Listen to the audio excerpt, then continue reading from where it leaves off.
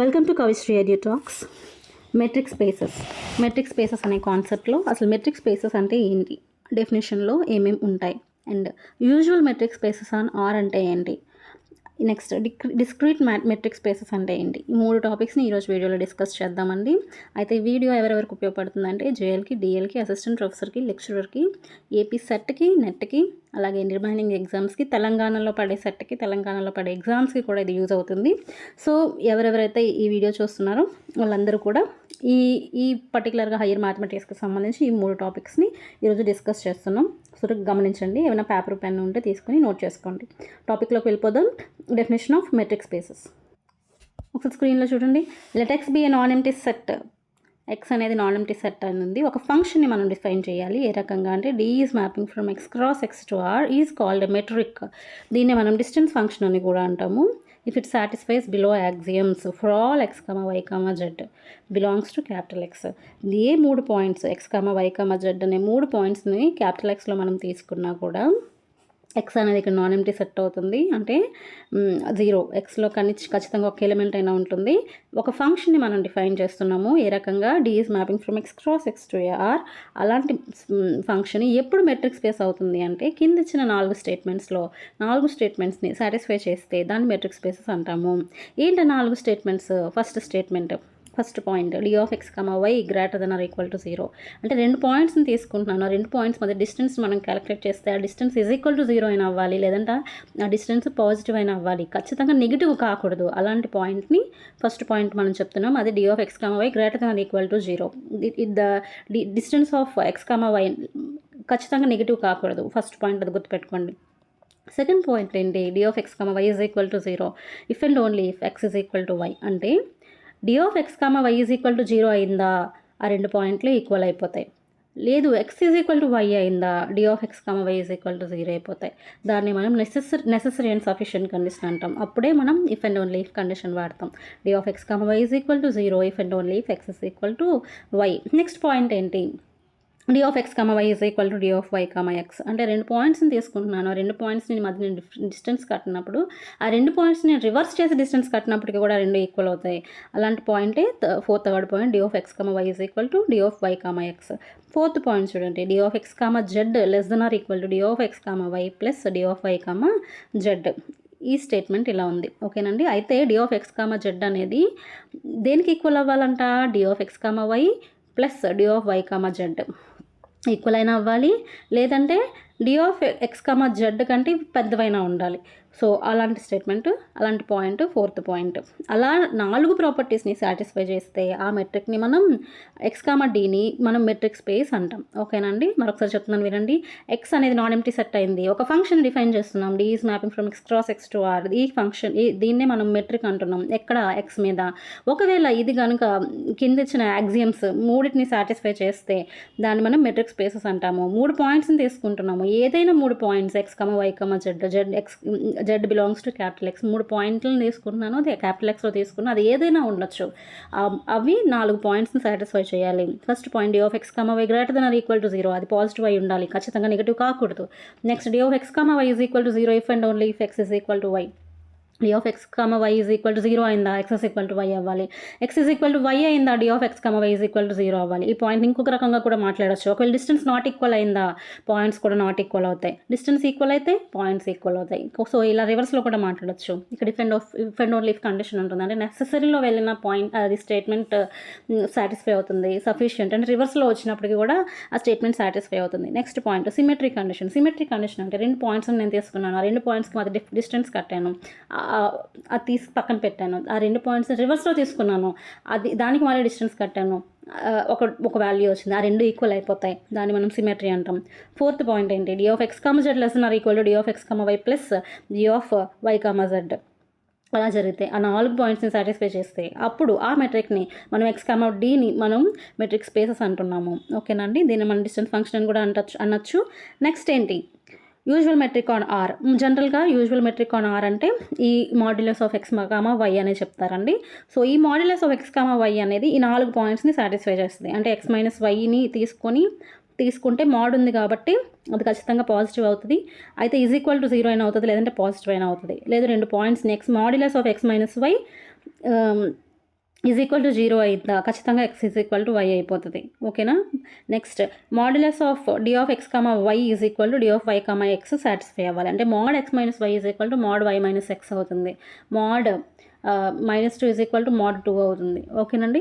అలాగే నెక్స్ట్ ఇంకేంటి, modulus of X minus why అనేది మనం తీసుకుంటే దాన్ని మనం జెడ్ వాల్యూని మనం తీసుకొని మనం సాటిస్ఫై చేస్తే అది కూడా సాటిస్ఫై అవుతుంది. అంటే జెడ్ని మనం ఇంటర్లింక్ చేస్తాం. ఎలా ఇంటర్లింక్ చేస్తాం? -z ప్లస్ జెడ్ తీసుకుంటాం. దాన్ని మనం ఎలా మనకు ఒక ఫార్ములా ఉంది. ఏంటది? Modulus of X minus Y less than or equal to modulus of X minus modulus of Y less than or equal to modulus of X plus Y less than or equal to mod X plus mod Y. So ఆ ఫార్ములాస్ని use చేసుకొని మనం 4th పాయింట్ని satisfy చేయొచ్చు. So ఈ d of X comma why is equal to mod x minus వైనే మనం usual metric on are అని చెప్పడం జరుగుతుంది అనమాట. నెక్స్ట్ డిస్క్రీట్ మెట్రిక్స్ అంటే ఏంటి?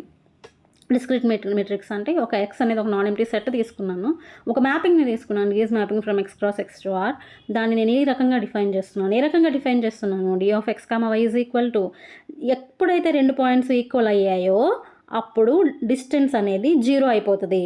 లేదు 2 పాయింట్స్ ఈక్వల్ కాలేదా అప్పుడు ఆ డిస్టెన్స్ ఈజ్ ఈక్వల్ టు 1 అవుతుంది. ఈ రకంగా నేను ఒకవేళ తీసుకుంటే దాన్ని నేను డిస్క్రీట్ మెట్రిక్ అంటాం. ఇది మెట్రిక్ స్పేసెస్ కిందకే వస్తుందన్నమాట. సో ఒకసారి మళ్ళీ చెప్తున్నాను చూడండి. ఒక మ్యాపింగ్ని నేను తీసుకున్నాను. ఏంటంటే అది is mapping from X cross X to R real number system మీదకి అది వెళ్తుంది. ఎలా డిఫైన్ చేస్తున్నాను అంటే 2 పాయింట్స్ని తీసుకున్నాను. 2 పాయింట్స్ మధ్య డిస్టెన్స్ ఈక్వల్ అయిందా? అప్పుడు నేను 0 అని తీసుకుంటున్నాను. 2 పాయింట్స్ ఈక్వల్ కాలేదా? అప్పుడు దాన్ని నేను 1 అని తీసుకుంటున్నాను. ఓకేనా? సో ఇలాంటి సెటప్నే నేను డిస్క్రీట్ మెట్రిక్స్ అంటున్నాను. సో మరి ఇవి సాటిస్ఫై అవుతున్నాయా మెట్రిక్ స్పేసెస్ యొక్క స్టేట్మెంట్ని? మీరు మెట్రిక్ స్పేసెస్ని అవ్వాలి అంటే 4 పాయింట్స్ చెప్పారు. మరి 4 పాయింట్స్ సాటిస్ఫై అవుతున్నాయా అని అంటే ఇక్కడ చూడండి, డెఫినేషన్ పరంగా ఏం చెప్తున్నారు? First point D of X comma why greater than or equal to 0 అని చెప్తున్నాం కదా. ఎక్కడ for all x comma y comma z belongs to capital X. ఏ 3 పాయింట్లు తీసుకున్నప్పటికీ x comma y comma z అనే 3 పాయింట్స్ని తీసుకున్నప్పటికీ కూడా క్యాపిటల్ ఎక్స్లో d of X comma why greater than or equal to 0 రావాలి ఒకవేళ. అంతే కదా. అంటే ఇప్పుడు x is equal to why అయితే ఏమవుతుంది? D of X comma why is equal to 0 అవుతుందా? Okay. X not equal to why తీసుకుంటే ఏమవుతుంది? D of X comma why is equal to, ఇప్పుడు చూడండి ఫస్ట్ పాయింట్ ఏంటంటే greater than or equal to 0 అవ్వాలి. ఉన్నవి 2 ఆప్షన్స్, అయితే 0 లేకపోతే 1. నెగిటివ్ వాల్యూ ఉందా? లేదు. అంటే ఫస్ట్ పాయింట్ సాటిస్ఫై అయిందా? అయింది. సెకండ్ పాయింట్ చూడండి, డిస్టెన్స్ ఈక్వల్ అవ్వాలి కదా 0 అయితే. అంటే ఒకవేళ 2 పాయింట్స్కి మధ్య డిస్టెన్స్ ఈజ్ ఈక్వల్ టు 0 అయితే ఏమైంది? X is equal to y అయింది. అది సాటిస్ఫై అయిపోయింది. ఒకవేళ x not equal to why అయితే 2 పాయింట్స్ ఈక్వల్ కావు. అదే కదా మనం చెప్తున్నాం, x not equal to y. ఓకేనా? X is equal to D of X comma why is equal to not equal to అయితే d of X comma y 1 అవుతుంది. ఒకవేళ డి ఆఫ్ ఎక్స్ అంటే ఏమవుతుంది? 0 అవ్వదు. 1 అవుతుంది అంటే 0 అవ్వదు అని అర్థం. So X is equal to why అవుతుంది ఎప్పుడు? If and only if D of X comma why is equal to 0. ఆ పాయింట్ని కూడా సాటిస్ఫై చేస్తుంది. మరి థర్డ్ పాయింట్ ఏంటి? D of X comma why is equal to D of why comma X. అంటే 2 points మనం రివర్స్ చేసినప్పటికీ కూడా అది సాటిస్ఫై అవ్వాలి. అంటే 2 కేసులు ఉన్నాయి కదండి. ఏంటి 2 కేసులు? 2 పాయింట్లు ఈక్వల్ అయినప్పుడు ఒక కేసు వస్తుంది, 2 పాయింట్లు ఈక్వల్ కానప్పుడు ఒక కేసు వస్తుంది. ఫస్ట్ కేసు చూద్దాం. 2 పాయింట్స్ ఈక్వల్ అయినప్పుడు అంటే ఇప్పుడు x is equal to y అయినప్పుడు. X is equal to why అయితే ఏమవుతుంది? మనం తీసుకున్న డెఫినేషన్ పరంగా x is equal to why తీసుకుంటే 0 అయిపోతుంది కదా. So d of X comma y అనేది 0 అయింది. 2 పాయింట్స్ని తీసుకునేటప్పుడు d of X comma y 0 అయిందంటే వై కామా ఎక్స్ అయినా తీసుకోవచ్చు కదా. ఓకేనా?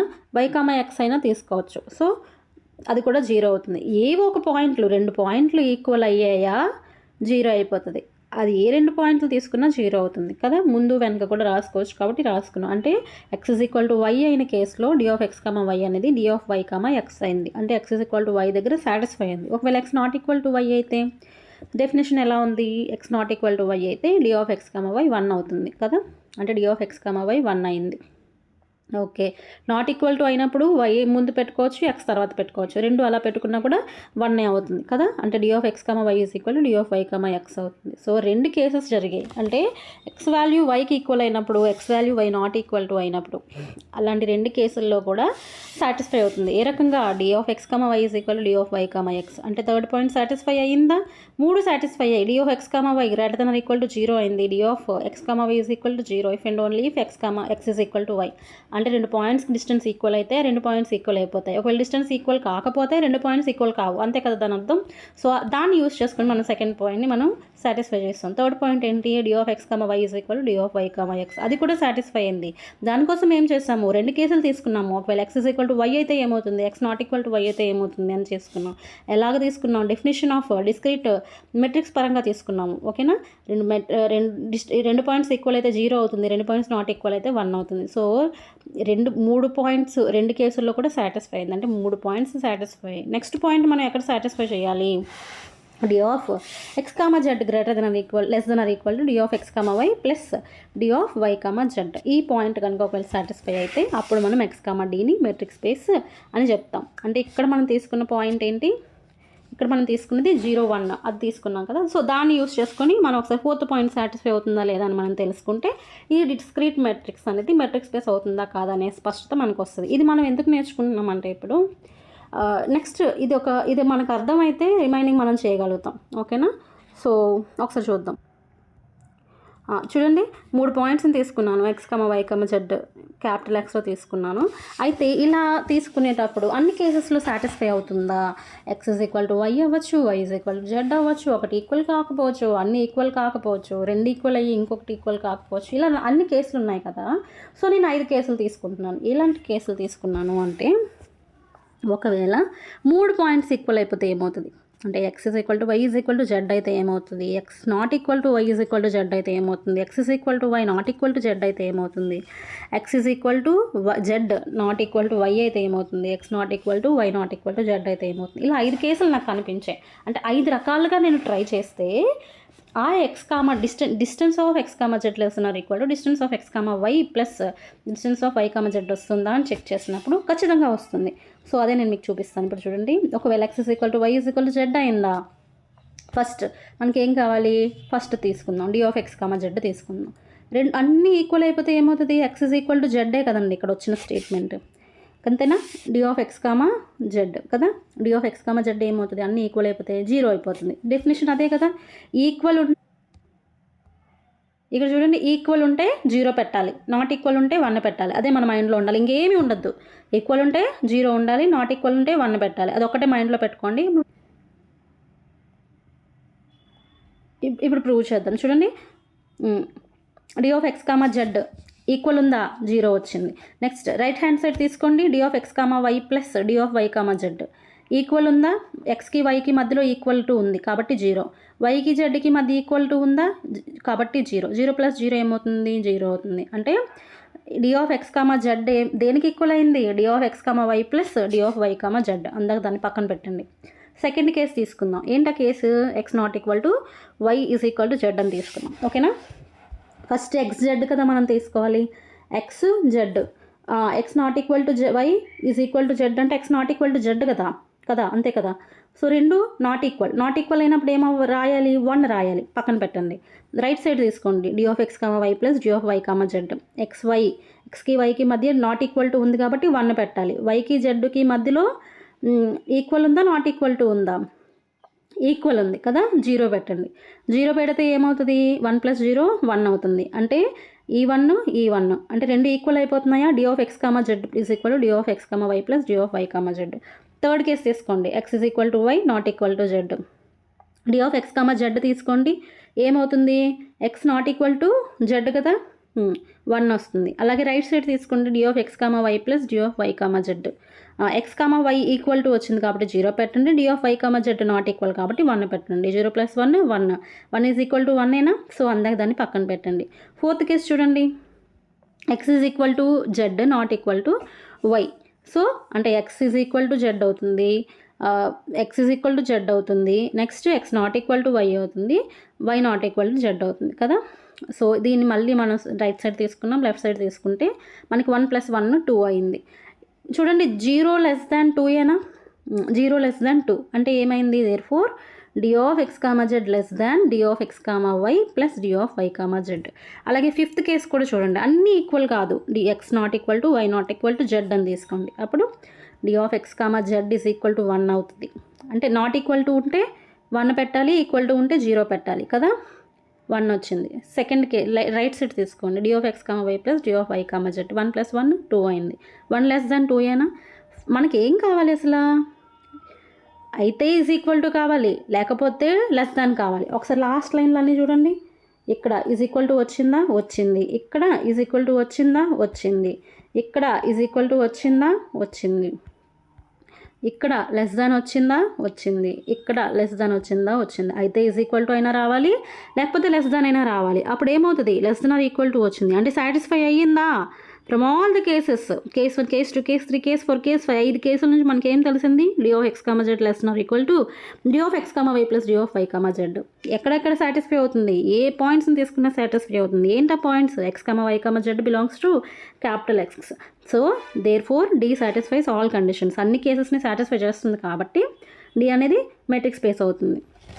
ఓకేనండి. ఫైనల్గా మనం 2 పాయింట్స్ని మనం మాట్లాడుకున్నాం. ఏంటంటే అది డెఫినేషన్ ఆఫ్ మెట్రిక్ స్పేస్ అంటే ఏంటి, next usual metric on R అంటే ఏంటి, అలాగే డిస్క్రీట్ మెట్రిక్స్ అంటే ఏంటి మనం మాట్లాడుకున్నాం.